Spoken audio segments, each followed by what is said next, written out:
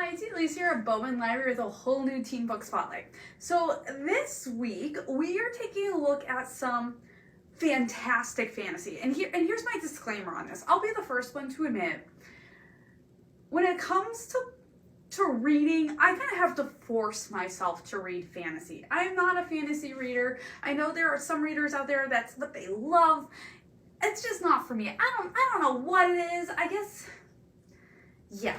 But the 6 titles we're going to take a look at here are some of my favorite fantasies. Like, these are ones that actually make me get to read fantasy. So I can promise you they are good. There's a little bit of mix in here. There's some that are standalones. We got some first in a series or a duology. But I can guarantee that these books are some pretty fantastic fantasy. I cannot wait to share them with you. So let's get started. Our first one, Kiss of Deception. So Princess Leia is the first daughter of a kingdom, and she's been told that in order to help save the kingdom, she needs to marry a prince she has never met before, okay? Now, this is a prince her father has chosen for her with only thinking about the kingdom, not thinking about what's best in mind for his daughter, mind you. So Leia decides that it's not gonna happen, and on the morning of her wedding, she runs away with her maid, Pauline. Their plan is to run away to this little coastal town where Pauline has family. They're gonna get jobs working in a pub, and everything's gonna be fine, okay? Even though life is gonna be completely different, it's gonna be all good. One day though, 2 gentlemen arrive. Their names Rape and Caden. What Leia does not know about these 2 gentlemen is that one of them is the prince that she was supposed to marry, who's tracked her down because he wants an answer. He wants to know why he was left at the altar. And then the other is an assassin that her father has sent to kill his only daughter. Here's the thing though. You as the reader, and it's all their points of view, you get all 3 points of view, Leia, Caden, and Rafe's, okay? You have no idea which one is which, okay? Yeah, it will leave you guessing. You think you know, and then something will happen, you'll be like, yeah. Oh, now this is the first book in a trilogy. You will want to check out the others. It is completed because you will want to know what happens next as soon as you're done with this one. And I'm going to put a disclaimer out for this author, Mary E. Pearson. Another duology I love by her is the Dance of Thieves. Oh, love that one too. You're in for a treat. Kiss of Deception. This Poison Heart. Okay, now Breezes has a supernatural gift. Whatever seed or plant she touches, it instantly goes into full bloom. And then there's also this thing that she has learned, that she is immune to basically any poison that comes from plants. Like, she can touch a plant that's like that poison, if it gets in her bloodstream, it should kill her. She doesn't, okay? Now, no one knows about this except her moms, especially because she doesn't have very good control over this skill yet, and there have been some mishaps along the way. Now, it is when her birth mother's sister passes away that everything starts to change for Breezes, because there's this massive estate in upstate New York that's been left for her. They decide they're going to go up there for the summer. They're going to maybe get a feel for how this life could be. And at first, it's like everything is out of a fairy tale.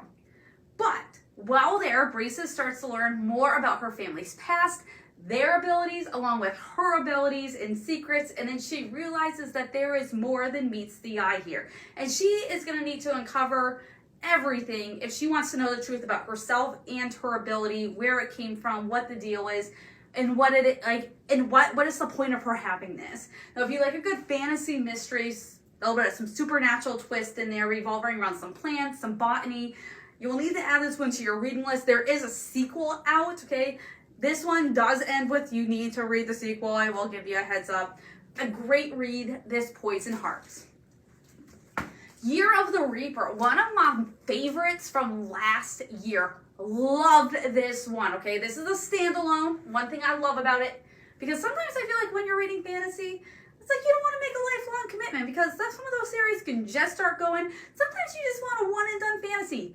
Year of the Reaper is what you're looking for, okay? So in this adventure-packed fantasy, we start by meeting 18-year-old Cass. He's making his way home across a land that has been ravaged by disease and drought.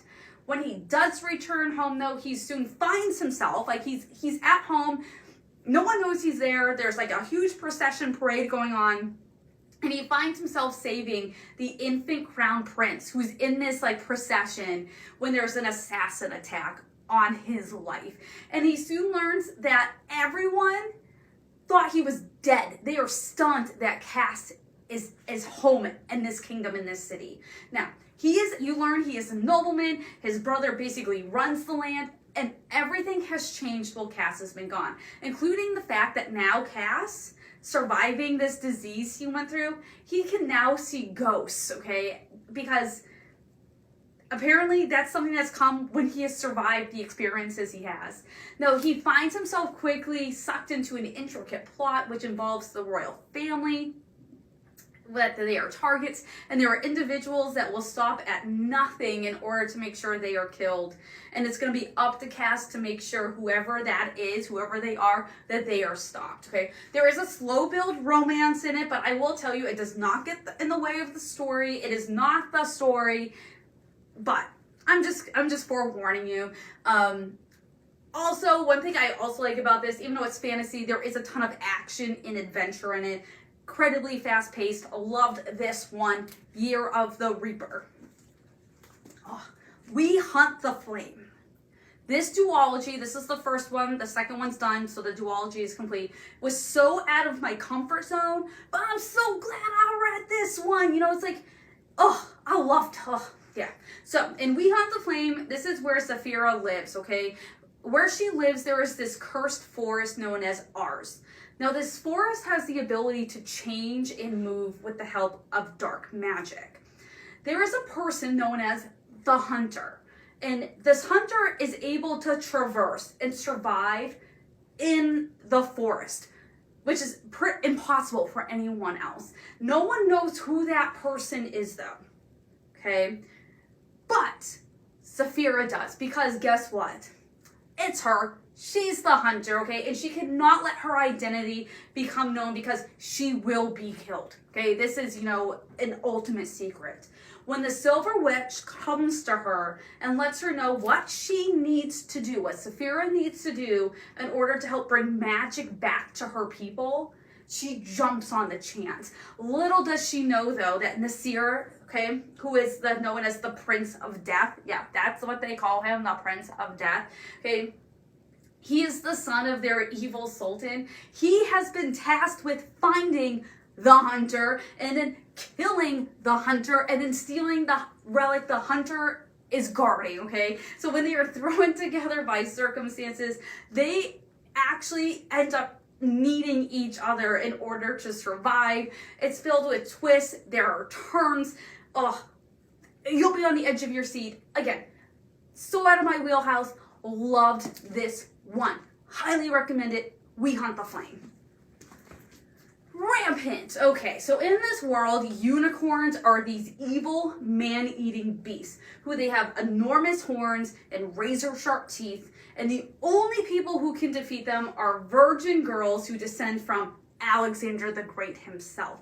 16-year-old Astrid does not believe any of this when her mother tells her these stories, but one night, when her boyfriend is killed in the woods by one of these creatures, and Astrid finds herself on the next plane to Rome in order to learn how to defend these creatures, she starts believing in some of this, okay? Now, when she gets to Rome, she finds herself being in a position she never thought possible in her scientific brain, and that maybe things that cannot be real actually are real.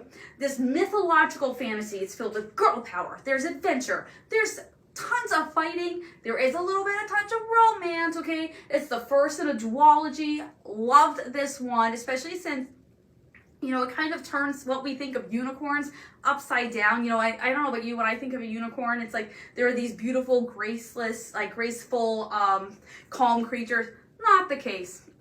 Completely opposite. This is rampant. And our last one is Roundbreaker. Now, I will not lie to you. It's a hefty one, okay? But it's the first in a completed duology.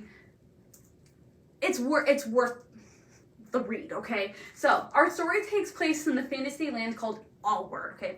And It is where there are these things called spindles, okay? They're located in Allward.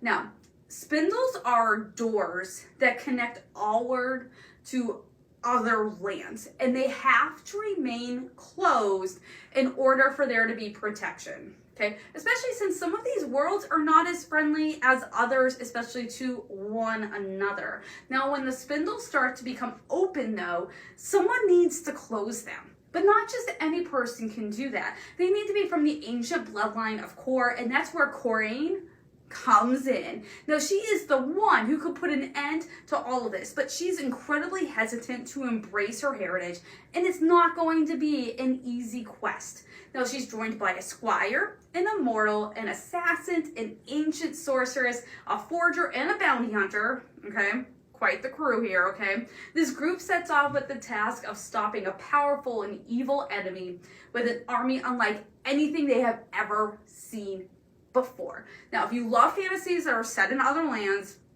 if you like nonstop action, including, and this one does have a large cast of characters, so if that's something you enjoy, that's a plus on this one. And it has an epic battle of good versus evil.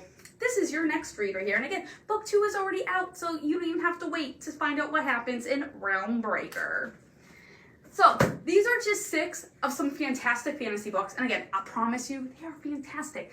Me being not the biggest fantasy reader, loves these, okay? So you have to check these out, okay? If you're not even really a fantasy reader. Or swing on by the library, because we have other fantasy that you might even be interested in, depending on what your tastes are. I hope you have an incredible week, and I hope you tune back next time with a whole new teen book spotlight.